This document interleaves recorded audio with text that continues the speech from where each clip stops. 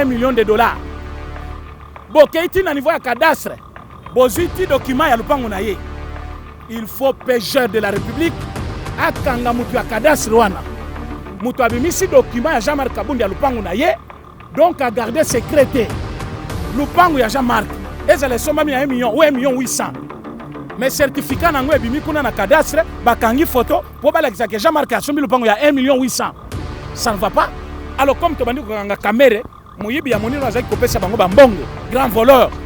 Nazo pesa d'abord mbote place azali. Les lois qui sont 10 jours en prison. Les abagés 10 jours.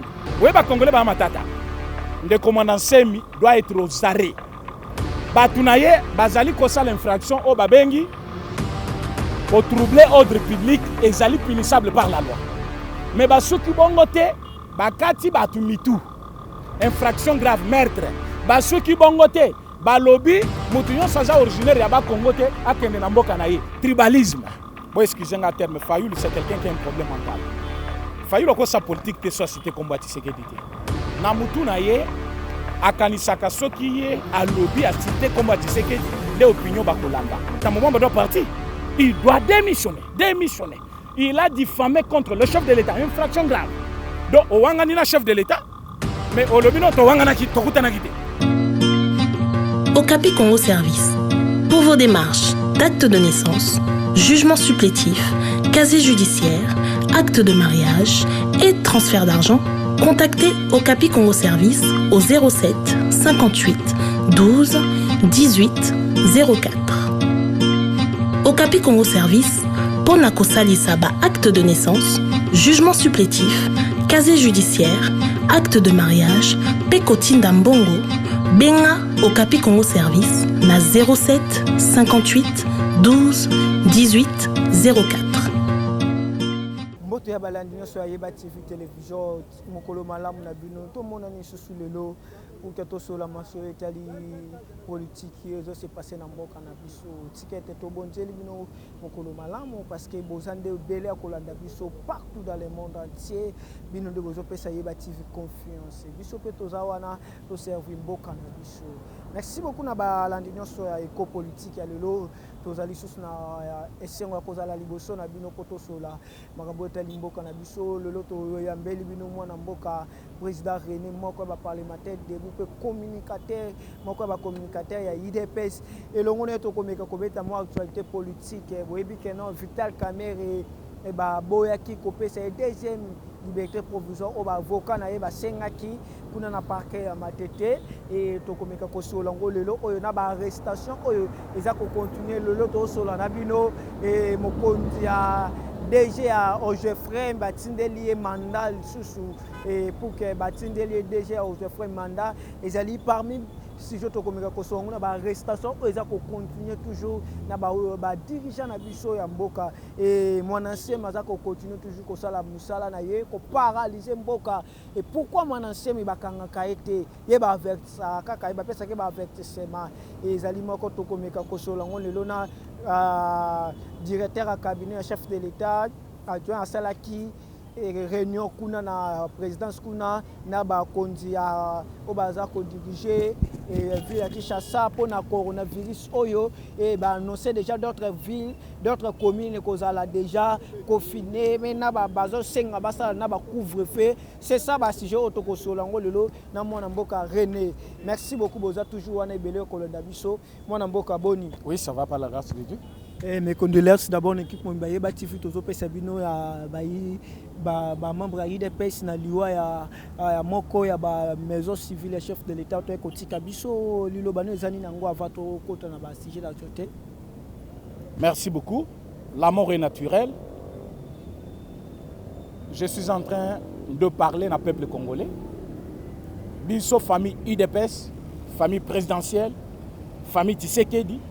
Nous sommes peinés par la mort de Monseigneur Moulumba Gérard, chef de la maison civile. La maison civile est s'occuper de la logistique et chef de l'État. Ils ont s'occuper de soins, c'est-à-dire santé, hôpital et chef de l'État, c'est la maison civile. Ce n'est pas un hasard que la maison civile a confiance. Mais Mouta Koufi, Azali peut père. biologique, soit papa lé qui est président de la République. À Tchakiwana, avec confiance, parce qu'il est d'abord un prêtre, évêque, monseigneur Netozo Bengaye, Liwa Ezali naturel, Tokondi Mayango. Il est mort à l'âge de 82 ans. Ce n'est pas donné à tout le monde. Et Belé Bakoufana a 60-70 ans. Tokondima. Mais au Liwa Oyo, Biso Tobo Inanu Yango. Tobo Yango Ponanini. Coronavirus est là qui UDPS. Et là qui famille présidentielle.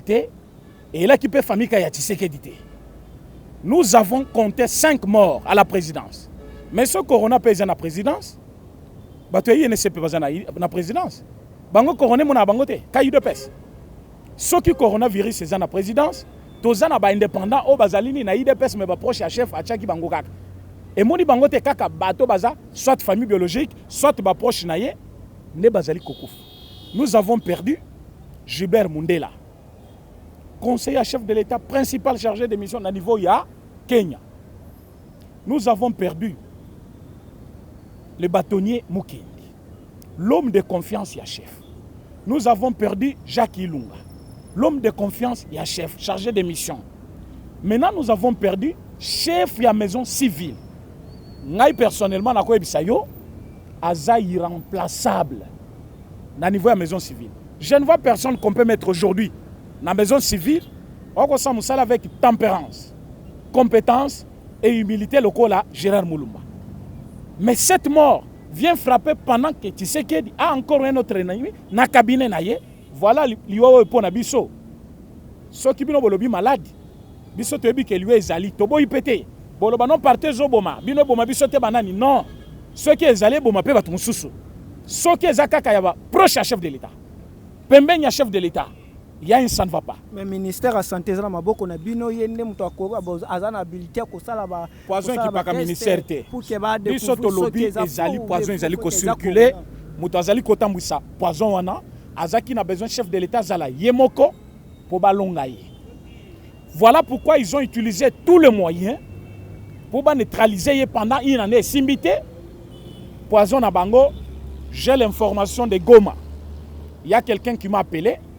Ou Azali peiné par Liwa, il y a mon seigneur. Ayebisi Ngaïboye, Nazolo Bango na média. A lobby poison. Oh, Bacha Kamuteza retardé il y a 2 jours, Babenga Kango, Karoa. A lobby poison wana. Toyebi ndenge ba traitaka yango soki bolingi biso to pesa bino remède na poison wana naza capable ya kopesa bino yango test nango basala kango boy atindilinga biloko nyonso naza nango na téléphone. J'ai proposé ça na groupe de réflexion ya IDPS ezo komati na présidence pour ba tester tout le monde baza na présidence poison ezali kotambola. On le dit très haut. Nous avons dénoncé Moïbi ya Kamere pendant une année les loba to baye kondima biso avec un grand retard. Comment on dirait on faisait un jeu? Non. Sympathisant Tshisekedi.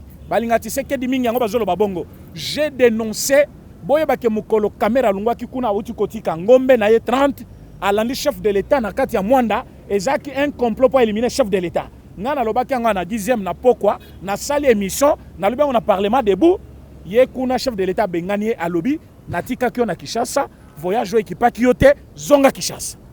Atigala kofanda te 2 heures na chef de l'État na Mwanda. Azaki na complot. Mais quand j'avais dénoncé, les gens semblaient voir comme si non, bah président balobaka bongo, bah tu as parlement debout, tu as 10e formol. Maintenant j'ai dénoncé. Et bah tu me souba comment kikoya, yo problème na mukoko. Donc yo aux ennemis na yetonine. Les lo prévédine. Bah tu vas comprendre na niveau nin. Parti na biso ezaki déjà infiltré. Bah tu vas comprendre na niveau nin. Chef de l'État Zaki sous un complot à haut niveau, mais ennemi à côté de lui. C'est ça que nous disons encore pour ce poison qui circule. Preuve, oui, preuve Zali, liwa ya toujours approche ya chef, que pendant que Batumusu Bazali, oh non, mais famille présidentielle, balobi, a koufi liwa. C'est normal. Bakoki jamais qu'on la communiquer pour humilier un grand homme, Monseigneur Gérard Moulumba, oh Batutu Bayebi. DG, il y a recteur plutôt, il y a université, il y a un grand séminaire Kaboué plusieurs fois. Les loba kolobano a kofi poison boyboy, ba kolobangote. Mais ce que nous nous disons, il faut pas comprendre que Bisoto Zali batu au service ya peuple na kati ya parti nous devons dénoncer. Mais président, merci tant aux bakamaramba caméra to Monique caméra ba ko privé deuxième liberté provisoire au avocat ba ko tindela et ba lobby na que non ba maintenir jusqu'à présent na na kati na prison et ça parmi makambo baza ko reprocher toujours il y a des tournements ba ça la banquette et Mazaro pio azali neve na ye no akimiti lo bazo zo été yo ko lobani na moso. Merci beaucoup. Moui Bignon Sobati qui l'a tenté. Liberté provisoire bapé Sakamoto yo ba monique sa fuite endroit balobaka sa fuite n'est pas à craindre. Quand on dit sa fuite n'est pas à craindre, c'est-à-dire même soit Kimi Lelo, République est perdre. Mais quand même soit Kimi Lelo, République est perdre belé. Oui bien pourquoi? Parce que ayibi mbongo belé et belé. Mbongo caméra yibi toko kabulango République mobimba. Mutinyo soit quelque chose. Et c'est belé. Et belé. Bilo boza 80 millions, même aujourd'hui 370 millions. C'est ce qu'il a pris. Mais il faut le lobby que non et dans 100 jours on a mo te fait ça la banquette pour que à Koli on y monter un message au faut l'hôtel que ça la jeudi passé. Bon excusez-moi terme Fayoul c'est quelqu'un qui a un problème mental. Fayoul ko sa politique te société combattre sécurité. Na mutu na ye akanisaka soki ye a lobby assisté combattre sécurité nde opinion bakolanda. Est-ce que Félix Tshisekedi na makambu ya zali ko sala lelo? Est-ce que bato bakondi make ayibi mbongo? Tshisekedi ayibi mbongo te, akoyiba mbongo pe na caméra te. Tshisekedi c'est un chef de l'État. Na Congo le chef de l'État est payé sur la tête d'un habitant. Est-ce que mutu lokolaf chef de l'État akozwa mbongo?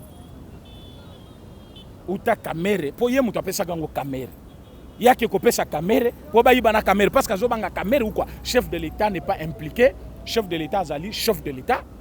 Caméra za fonctionnaire de l'État. Akofutama par l'État. L'infraction est individuelle, il doit répondre de ce fait parce qu'il y a un l'État. Voilà pourquoi requête ya liboso ba rejeter yango, yami balé ba rejeter yango parce que le fait retenu contre lui plutôt sont tellement réels et zali ko culpabiliser moyen batika yezate. Donc il faut ça na prison. Oyebi soki balobi en droit, sa fuite n'est pas à craindre. C'est-à-dire mutuana soki akimi lelo, azana problème ya monene te contre l'État. Mais o azana likambo ya monene économie mobimba pays par terre, bakoti kele tenter. L'économie mobimba par terre mboka mais aussi le temps que non et batu mususu ba sala ka pe ba mamakamo mabembele na Congo et tozomo ba dossier na bango elali mais yango batu baza ezo pesa mo curiosité toujours de ça quand même ne mutoza na table mais mama bepe na mboka sala mebele mon mboka. Toi, on a question à Bango, c'est pour parfois nous ramener plus bas. Chaque chose a un début et une fin. Règne impunité dans Mboka et sali plus de 23 ans na Kabila. Soto Zuipe ya Mobutu 32 ans, donc nous sommes dans les 50 ans, 60 ans, il y a impunité. Alors pour impunité, il a fallu Tobanda quelque part. Quelque part, on a Tobandi Yangoyo, Tobandi avec qui? Avec le chef de l'État. Ou azali ko punir nani, directeur de cabinet nayo, le plus haut gradé dans le pays. Mais bazo punir, bazo sanctionner, bazo kangaye, ce qui montre que le chef de l'État a commencé une nouvelle heure de la République. La nouvelle heure, c'est ce qui veut dire chef de l'État a sauvé une République pour que le pays, papa, ndekonanga Fayoulou, même ce qui est là, bazuyo Fayoulou, bacheyo na Congo, avec tous ces voleurs au Kosa les côtés. Pour que Fayoul, président de l'Onambo Canabiso, au sala quelque chose, il faut que soit bakangama pour l'économie est libre, comme ça, il faut profiter. Même si on a place, tu sais qu'il y a Zali, au sala rien. Mais par contre, avec lui, changement Zali. Changement Zali pour Nani. Akangi na directeur de cabinet. Yango, mandat d'arrêt ou etikali, et zana messa Izebeli. Bogo Sutuka. Naba Moussous Boyebi va comboter. Bon, mon abango devant la barre. Bako la juger, bako répondre de leurs actes, parce que mon côté azali kolo ya mibeku, ndenge caméra yibi, ndenge bango pe ba yibaki, ndena mon musuza tindilenga yi. Message à lobby avant bo kangaye. Bo kangana no Albert Yuma. Albert Yuma yiba na règne ya Kabila, ayiba na règne ya Tshisekedi te. Il fallait Kabila kangaye te. Mais na règne na biso ba dénoncer. Quand même tu inquiété et tolobia kobi mamboka te atika la timu koloto sambisa ye boyeba ke Albert Yuma que vous citez a koki jamais kobi ma Congo c'est-à-dire ba dossier nyonso ya kala lokola oh ya chef of bato ba yiba basala ba yiba kana pour na ba sala biso pression parce que biso tozo contrôler d'abord mbongo biso tobimisi tobimisaki mbongo mpona travaux ya 100 jours bato nyonso basaleli yango te photo kanga bango.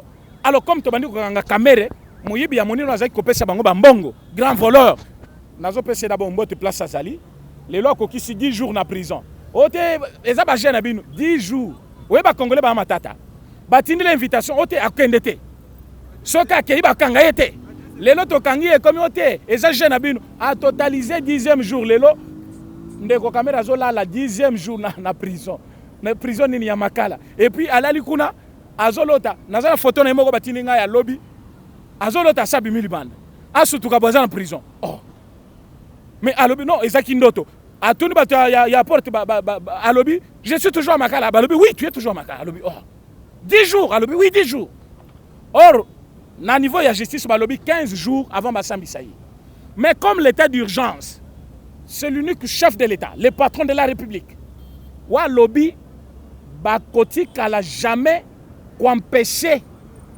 la justice et ça moussana yango. L'état d'urgence va continuer, ce qui montre que la justice aussi va causer la confinée, moyen basambisa à la hâte cause la tête, Kamere reste en prison. Pourquoi il reste en prison? Ennemi Jira et Tshisekedi. Biso to kanisa ke za Kabila, Zoka Kamere. C'est-à-dire, oui, je m'explique. il paraît que non, il paraît que non, parmi les documents où il y a un cour constitutionnel, il y a un problème est aboyé. Makele nyonso yoki na mboka oyo lelo Kamere mutu aluki yango. Yoka na biso yo. Tango chef de l'état zui mukanu ke baglize kokota te. Bawenze kokangama. Pour que mukanu na ye ezwa mbando na yango, il faut aller par l'état d'urgence. Parce que mutumoko tazana droit ya ko limiter façon de vivre ya personne moko boye ce qui azali couvert par la loi té. D'où il faut proclamer état d'urgence. Avant de proclamer état d'urgence, bakutani le 23 Tambwe Mwamba, président du Sénat, Janine Mabunda, présidente du Parlement, na premier ministre Ilunga Ilunkamba, le 23. Bakutana ki pe lisusu le 16 Tambwe Mwamba, Ilunga et nani Janine Mabunda. Avant proclamation, il y a mesure. Baeko kutana le 23, avant proclamation, il y a état d'urgence. Mais tata ya mukolo lokola Tambwe Mwamba, âgé de 82 ans, 80 ans. Awangani ke batikala kokutana Tshisekedi te pona ko sur l'état d'urgence. Pona nini yoka complot ngezaki. Kamere aboyi ko kende kotika na cour constitutionnelle copie ya ordonnance au chef de l'état signé qui pona proclamation état d'urgence. Faute grave. Parce que ordonnance nyon soit chef de l'état bati kaka copie na cour constitutionnelle. Maintenant, surtout pour une ordonnance proclamant l'état d'urgence ya pays, la haute cour y a payé les cours constitutionnels. Directeur de cabinet d'Azaka chargé, le directeur de cabinet est chargé de l'application de cette mesure. Copie conforme à celle du directeur de cabinet, mais au directeur de cabinet, chef de l'État signé ordonnance Sinaï, proclamant l'état d'urgence. Aboy kokende kotika copie na cour constitutionnelle. Dans quelle institution? Azui siko copie wana, azui copie moko, akei kopesa batu ya Tambwe Mwamba. Balobi na Tambwe Mwamba, o ndenge zabo c'est le moment bo attaquer. Comme cour constitutionnelle azali na copie te ya ordonnance wana. Bino peso ki bo wangani ke bokutana kana yete po boyo kana proclamation état d'urgence d'office infraction ils a consommé bo destituer. Tambwe Mwamba commis président intérimaire. Janine Mabunda tikali ye Kamere sikoyo akoti na Sénat ndeba yo kanaki. Mais dans quelle mesure Kamere linga kota na Sénat? Quel complot machanvelique. Mais natango basali bongo babo sanaki que chef de l'État avait déjà tout prévu. Kamere boy ko kende kotika copie na cour constitutionnelle ndeko boyebi na kombo ya kitenge Yesu asabi misaki déjà copie bake kotika na cour constitutionnelle. Donc complot na bango ti ba osala ngwana bazaki subulike cour constitutionnelle aza informé. C'est Alexis Tambwe Mwamba bazana tok te to koki koloba. Tambwe Mwamba, Kamere, Boshabe, nani Jacques Njoli, na Jacques Mamba, o ya MLC. Bazali 5 personnes, bazana 4 ya complot ba destituer chef de l'État. Maintenant pour ba destituer chef de l'État, il faut raison valable. Raison valable les alaki violation de l'article 85. Pour que le chef de l'État viole l'article 85, il faut proclamer état d'urgence sans consulter. Le président, il y a 2 chambres, soit convocation à congrès. Or, il faut aller là, l'un attique à l'autre. Chef de l'État, comme a convoqué qui congrès, parce que mesure il a confirmé Zaki déjà, il fallait consulter Bang. Il l'a fait. Maintenant, c'est un moment où on a beaucoup de quitté. Bon, solo là, il y a un état d'urgence soit naté. Pourquoi ce que Wangani a causé Tumbu? Parce que le cour constitutionnel est censé interpréter le quoi na copie. Or, le cour constitutionnel a déjà copie, pas dans maboko ya caméra, mais dans maboko ya kitenge Yesu. Yoka comme chef de l'État, a bien entouré, même si on mal entouré, a peine à bateau, bayebi makambu bien, bateau loko la papa kitenge Yesu. Ancien ministre de la communication. Vraiment, au coquille, na place que tu as Jolino Makelele, il ne faut même pas Azalawana. Parce que Moutoloko, il fallait le remplacer. Parce que tu mérites, tu as l'expérience. Tant qu'on a déposé copie, tant moment Maleki na Top Congo. Nous devons convoquer les congrès. Coûte que coûte. Ce n'est pas le problème du juridisme, mais c'est parce qu'il le faut. Pourquoi tu les convoques? Tu n'étais pas au courant de la proclamation de l'état d'urgence. Non, je ne t'ai informé de rien. Yoka Moutouane. Tant que Moutazali Koloba Bouzoba ya modèle. Ozo monate azali ko sal n'importe quoi. Ce n'est pas normal. Tant où il y a sali Bouzoba wana, chef de l'État s'est saisi. Azu dossier na maboko. À l'objet c'est le moment je dois frapper dur. Je dois frapper dur.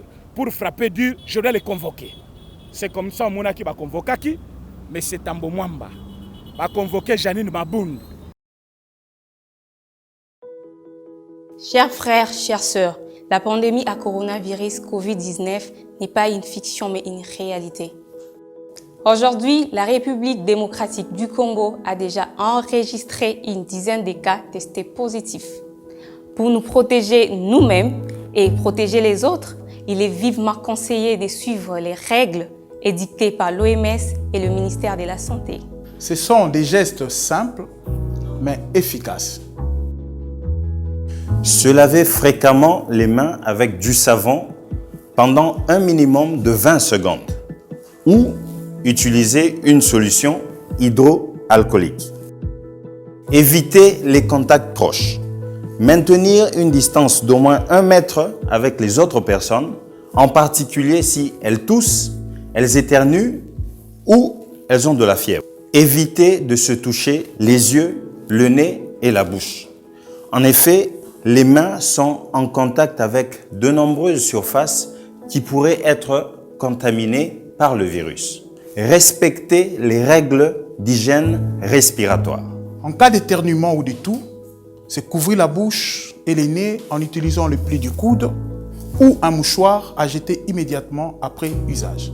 Il est recommandé le port de masque pour les personnes malades et le personnel soignant.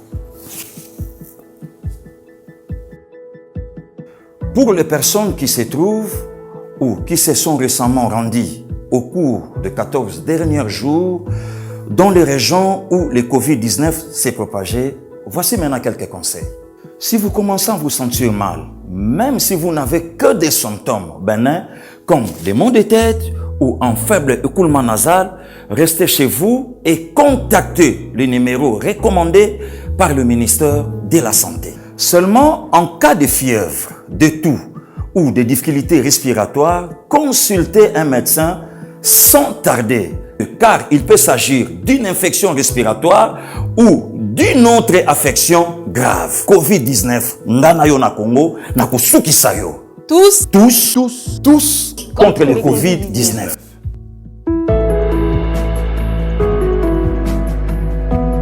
Kaboun, que je salue, le président le plus compétent. Il a montré en face du monde. IDPS est uni ou pas, nous devons défendre le président. Ote, binomo kuna besoin un problème, et talibi sauté. Na minute au chef de l'État, zana ba ennemi ebele. Ennemi ya liboso FCC. Ennemi ya mibale Kamere, au sein ya cabinet. Ennemi ya misatu. Ba musuba comme côté la bisoti na parti. Mais ceux qui sont partis maintenant au Sundu, le chef de l'État. C'est l'unique force qui lui reste. Mais ceux qui sont comme divisés. Yango na minute oyo, Jean-Marc Kabunda leki avec une réponse musclée. À l'objet na bango congrès koko tate. pas seulement na kozala te mais congrès pe kokota te. Est-ce que ekoti? Et kokota pété. Papa Gilbert Kuna Salobi, c'est moi le patron ya territorial. Na kangi ensemble. Na kokota. Ba koma kono otoke ko désinfecter. Bo désinfecter c'est bien. Écoutez la kaya ko kangam. Congrès kokota te. Mais tambo mwamba. Parce que wangani ki bakutana ki na chef. Parce que wangani ke azaki au courant proclamation état d'urgence a consommé déjà l'infraction au babengaka. Atteinte à la pudeur. C'est-à-dire manque du respect envers la première institution du pays. Diffamation contre le chef de l'État. D'office, il doit démissionner. Ah, na Congo ba débat. Na Congo toza la culture. Na Congo toza la culture au démissionner te mona mboka. Mais ce qui a démissionné, moi-même j'ai commencé déjà la pétition. Nazo signé déjà pétition na ba combine union sur Kinshasa. Et là que zo kangaye muke place on déjà confinement. Le rôle les aussi la tambo doit partir. Il doit démissionner. Démissionner. Il a diffamé contre le chef de l'État, infraction grave. Donc o wangani na chef de l'État, mais au lobino to wangana ki to kutana kite. O wangani pour quel intérêt? En droit ba ko tunayo. Ezane tuyonanga itoye tokangi photo. Tokangi photo to zolia. Babi mission esko vidéo balobi mais a boza ko salani. Ote ezanga ite. Mais yo moko zana vidéo wana. A bozolia mais olobi olia kina ite. A bozolia. Tambo balobi bakutana na chef te. Atikala ko kalisolo ya proclamation état d'urgence te. Mais na minute oyo vidéo ezali ya fandi tambo mamba fandi chef de l'état fandi Janine fandi na Jean-Marc Kabunda fandi bazo solola proclamation état d'urgence. Ça qui montre que Tambo Mwamba a wangani beaucoup de na chef de l'État avec une motivation. Quelle est cette motivation? Pourquoi il est chef de l'État? Comme c'est c'est un refus plutôt, un refus volontaire avec une motivation de nuire à la personne du chef de l'État, ça devient une infraction. Parce que à Salango Siama pour alungulisa chef de l'État. Donc, Tambo Mwamba doit partir et le Congrès peut kokotate. Merci mon amboka tokomi vraiment ko citende bazo ko signaler biso parce que tokomi vraiment na suka télévision za tango un mot par rapport ya ndenge tozo mona toujours mon amboka mon nsema za ko continuer toujours ko sala musala na ye mon nsema za ko continuer toujours ko paralyser mboka et un mot par rapport à ça et na dossier ya confinement au bayoki to bazo ko proposer chef de l'état ndenge basa ki réunion lobby pour que ba confiner d'autres communes mususu et ba ça la peut couvre-feu et n'a pas couvre-feu au Kolobani par rapport à ça. Oui, dès qu'on m'en semi, je pense que l'heure est grave. Ceux qui ont bimi les Lolibanda, obima qui peine à m'en faire comme salité. Moutasala qui est obima, c'est Félix Tshisekedi. C'est Félix Tshisekedi qui a fait que les lots, bayo kalisu comme moi na m'en semi. Kabila tika en prison. Place que tozala qui est banakité. Yango totinda ki mutu ya liboso place na bureau bimelaka na bureau ya Olenkankoi totinda ka yake panayo lokola yebisio oyokite. Nous avons demandé à ministre de l'Intérieur ba pesi déjà mon ancien sommation c'est-à-dire quoi ba yebisio ke sili ceux qui yo continuer na ko s'entêter il faut basanini il faut bakangayo d'office de commandant semi doit être aux arrêts. Batunaye bazali kosa l'infraction au babengi ko troubler ordre public et zali punissable par la loi. Mais basuki bongote bakati batumitu infraction grave meurtre basuki bongote balobi mutu nyonso za originaire ya ba Congo te akende na mboka na ye tribalisme. C'est-à-dire mon ancien azana 3 chefs d'accusation s'il faut basambisa ye c'est correct mais nazo senga bandeko ya ba Congo. C'est le moment. Boga au sala lokola na Sud Kivu. C'est le moment. Bo pekisa mutu na bino boloba non. Po soki bakangi mwana nsemi lelo. Kanga dato yo na vidéo na osala yo. Okomona bato babimio biso ba sortissant ya ba Congo. Tobo ine bakangi mutu na biso leader na biso. Mais c'est le moment. Tango tozaki koloba caméra zo yibambongo. Balobaki non, caméra aza coach. Ye mutu asali bozo pouvoir. Mais lelo tango babimi chèque na ya tika kango na Rao Bank. Mais chèque yoko bima na 4e na parquet. Chef de l'État va plus loin. Service de renseignement, ils ont travaillé. Il y a quelqu'un qui a signé un chèque, il y a 9 millions de dollars. Après, c'est qui a mis là. Mais chèque n'a au banque, il y a la chèque na 4e rue na parquet. Et même la diplomatie. Tshisekedi n'est pas votre ami. S'il y a un président africain puissant, Tshisekedi est du nombre. Par rapport à confinement, mon ami. Non. Attends, je termine ça. C'est plus important. Tamba bimisi preuve, chèque yangoy, Kamer Bouchbe. Lelo Mandansem a bimi na prison. Azo revendiqué monument na ye. Ba fouta ye salaire na ye, o ba benga monument, mais il y a azo sala prison. Tshisekedi azaki président. Lokola Tshisekedi a commis président, revendication les a fondées, il faut ba pesa qui des droits, bato bazali ko diriger institution wana, Sénat. Ya bandiko kata batu mitu.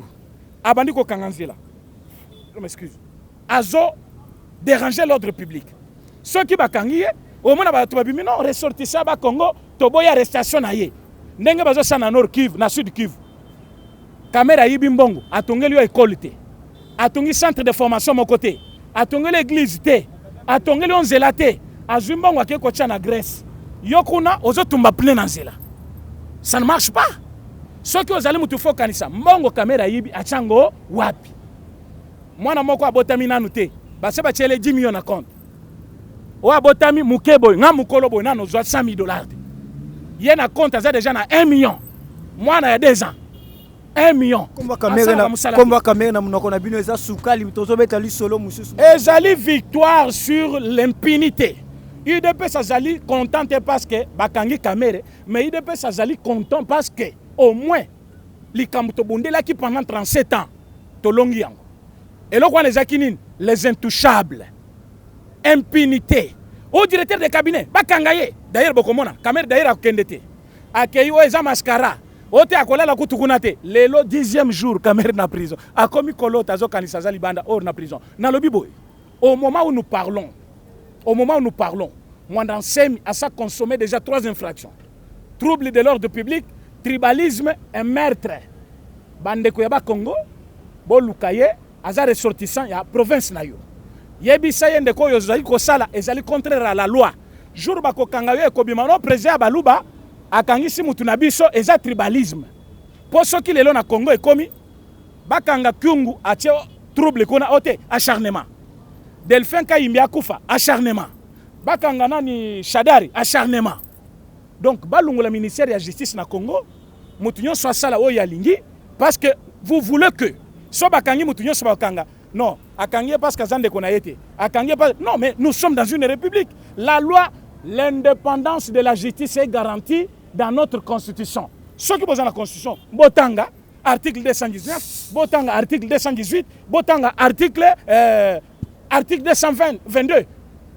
La liberté d'expression autozali nango, ezali garantie. La justice, mais kofinga ezali interdit, ndena muninde koana. Magie carré, ce qui Henri Magie. Oh, il y a peu perdu. Le chef de l'État n'est pas ton ami. Ozo finga chef de l'État du matin au soir. Mukolo bako kangayo. Henri Magie. Comme vous avez initié, moninga na bino mususu. O boyaki koyi babiso na IDPS. O ya komi ko finga famille Tshisekedi du matin au soir. Moi je suis alimité du matin au soir. Na moni place famille Tshisekedi bakomi na bozui mususu te. Kaka ndako Etienne Tshisekedi atikela bango tilelo. Mais vous utilisez Muto biso to yebi biso nyonso ke mwana IDPS ndeko mukoko fils azo finga famille Tshisekedi lobby du matin au soir média nyonso biso nous demandons soki azali moko na biso tango azali ko yebisa mokili mobimba que non Tshisekedi na famille na ye ba yibi mbongo ya leta mingi bazui ba carré minière ebele azali ko luka batwana banqueter sur la famille Tshisekedi bakanga mama Marthe bakanga Christian soit bakanga bandeko ya Tshisekedi. Pour biso bato IDPS tozwa soni. Est-ce que mutona za mutuna biso? Ce n'est pas normal. On se demande. Il est motivé par quoi? L'argent. Mais mbongo bazali ko pesa za muke. Et comme nous sommes à Kamwebele parce que l'état des droits est en marche. On a za muto IDPS na ko sala on a lingi lukuta.